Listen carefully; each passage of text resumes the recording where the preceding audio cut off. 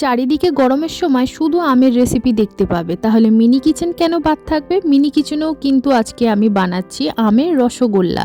প্রথমবার ট্রাই করছি, চলো দেখা যাক কেমন হয়। চলো রেসিপিটা তোমরা দেখতে থাকো, আর আজকে শার্ট আউটগুলো আমি বলে দিই। নাম নিতে বলেছে বৈশাখী, বাংলাদেশ থেকে আনিকা, সঞ্চিতা, নিজামপুর থেকে হচ্ছে কিন্তু আফরিন। তো তোমাদেরকে প্রচুর প্রচুর থ্যাংক ইউ এইভাবে সাপোর্ট করে পাশে থাকার জন্য। তোমরা এইভাবেই কিন্তু কমেন্ট করতে থাকো যে আমার ভিডিওটা তোমরা কোথা থেকে দেখছো আর ভিডিওটা কেমন লাগে সেটা জানিও। তোমাদের এই ছোট্ট একটা কমেন্টের জন্য কিন্তু আমি প্রচুর মোটিভেশন পাই ভিডিও বানানোর জন্য।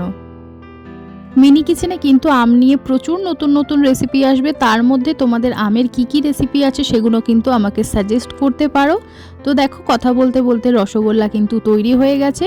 তো রসগোল্লাটা দেখে বলো যে ম্যাঙ্গো রসগোল্লাটা কেমন হয়েছে। ভালো লাগলে লাইক করে দিও আর সাবস্ক্রাইব করে কিন্তু পাশে থেকো। বাই।